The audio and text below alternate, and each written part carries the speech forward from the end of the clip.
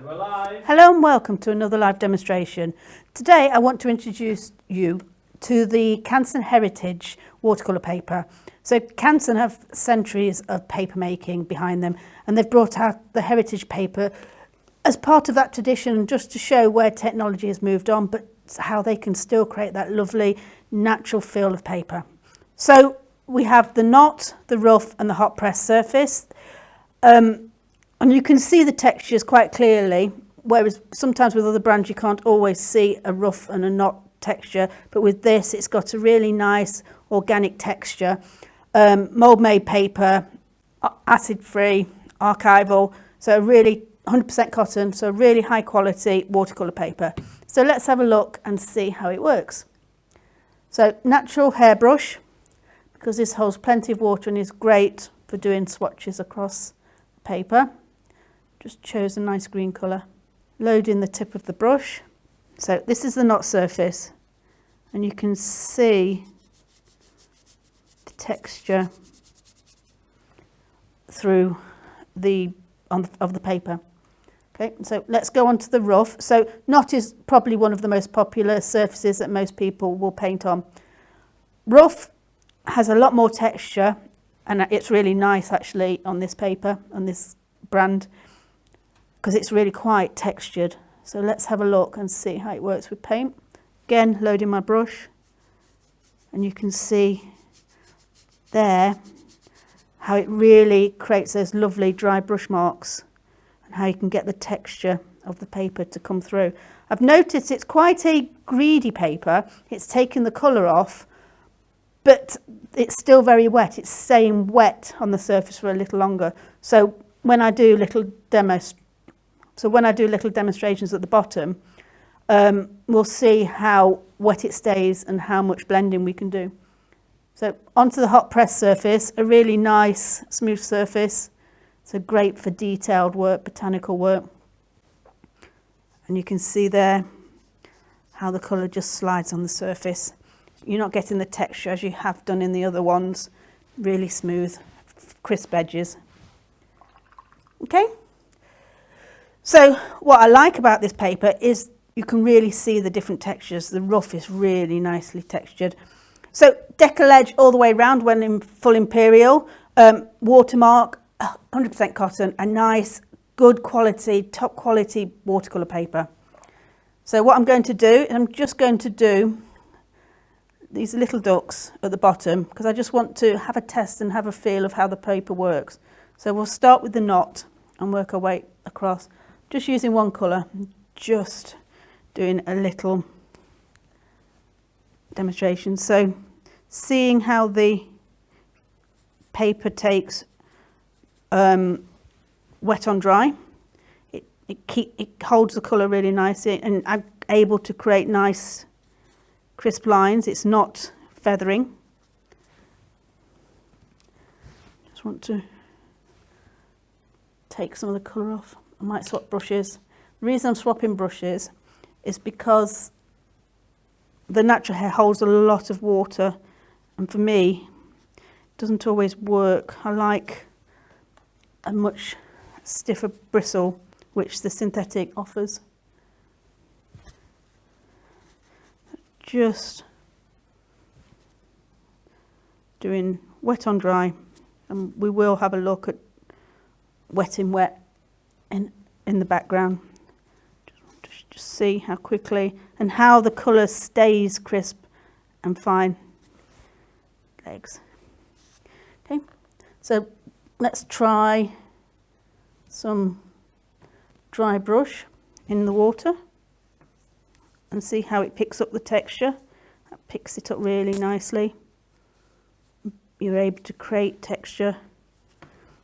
And let's wet the background and see. These are just little studies. They're not a final piece, but they do help you feel the paper, because you're working very similarly to the way you would work normally, except you'll spend a little bit more time. So I'm doing a wet in wet technique used regularly in my watercolour painting, so I want to see how the paper works.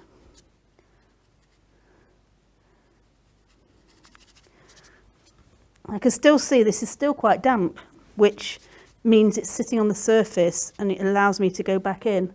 But I need to be aware of that if I do this, it will bleed into the wet surface. So testing, always a very useful thing to do. Some papers dry really quickly, a gradient, suck it in. This sits on the surface, but it allows you. See here, the wet water has blended back into the colour because it's obviously still quite damp. Not a problem. It's not a bad feature. It's a nice feature. It's just being aware of it. So I'm just going to drop wet into wet and see, that makes really nice soft background. How much can I move the colour around before I've run out? So we'll let that dry, because often when it dries you can see the full potential, but what I'm really aware of is how wet the paint stays, so it allows you to move and blend and keep moving it much more than on some others. So into the rough paper. Now I'm hoping to see a lot more texture from this one. Again, just a study. I hate not finishing something with an eye, it just looks unfinished. Even though it is a little study, it still needs an eye. So again, I'm not overly thinking. What I do see is it does take the colour from my brush really quickly, which is quite nice, but it stays wet. So under here, duck will be darker, really dark in the rump here, just playing dark legs. So you can see already it's creating texture using the same brush, using very much the same techniques, but it's already creating a lot less softer edge. I can go back and I can fill in that edge, but naturally it's creating quite a textured.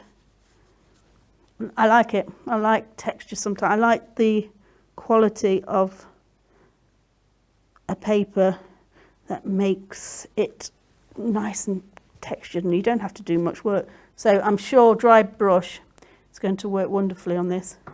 So just loading up my brush, and you can see there how the texture is really easily achieved. So let's wet it a bit and see if a slightly wetter brush, even with a slightly wetter brush, you can see there how the texture is still coming through. So last exercise on this is going to be wet in wet, and I'm hoping it will work very similarly to the knot and give me nice soft. See here how that's blended really nice and evenly, and I didn't do much. I just pushed it around the page. I wasn't very careful. So just wetting the surface around.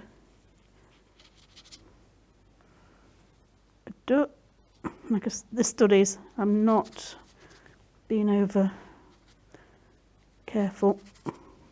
I'm constantly thinking, you know, what would I normally do? How does this paper differ?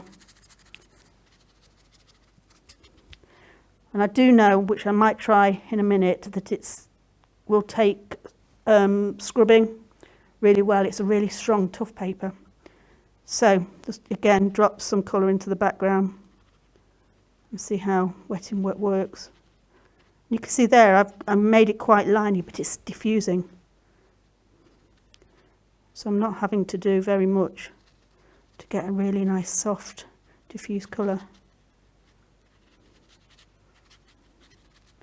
Okay, so I'll leave that one, because again, once it dries, that's when you start to see here, I can see the colours are still quite crisp, which is really nice. So hot pressed, I can feel it is a really nice smooth surface, so I'm expecting less texture.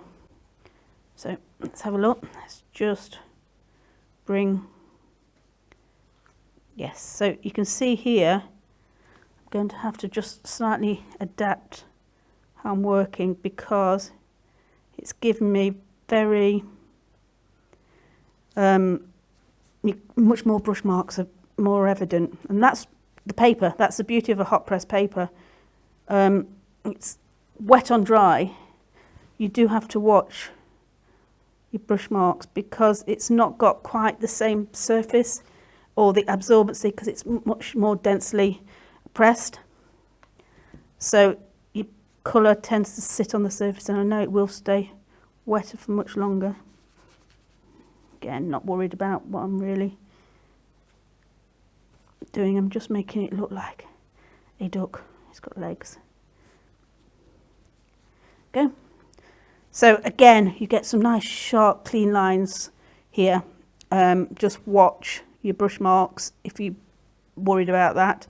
So let's try the dry brush, which is a technique I've used on the other two. And I'm not expecting to get a huge amount of texture.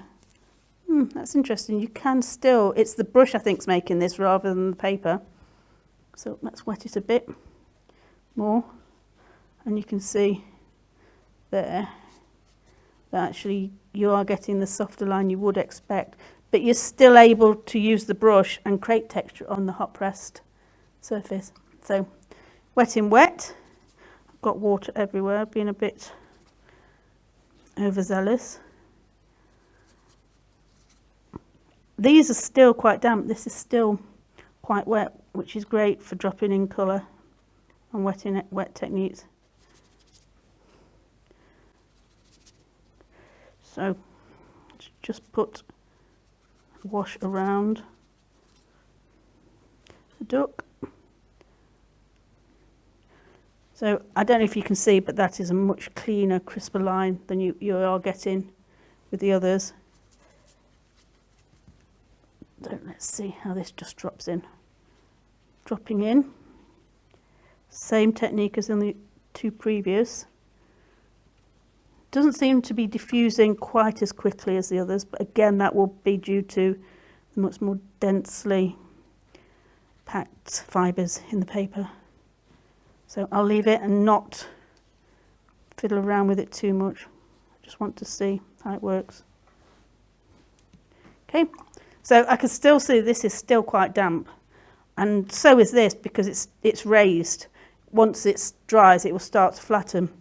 So I can feel, yeah, it's still quite damp. So if you are now putting colour in, you do have to watch, because it will probably still diffuse and create softer lines.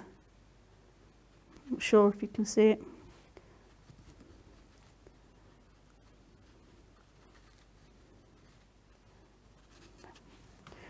What I'm going to try is just on these last swatches is it's supposed to be a very tough paper, so great for lifting out techniques.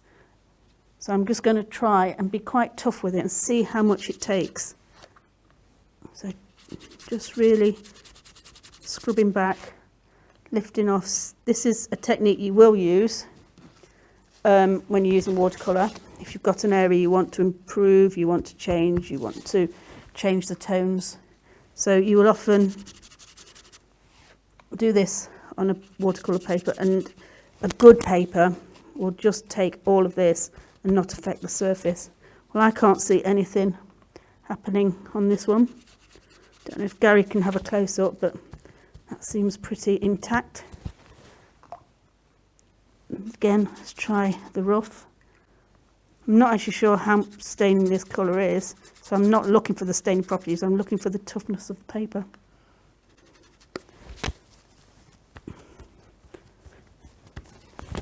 Again, I can't see that it is affecting the surface very much at all. I mean, normally you wouldn't work quite this roughly on a paper. So let's try the hot press, see how this takes out. The bubbles are made with me scrubbing and not the paper.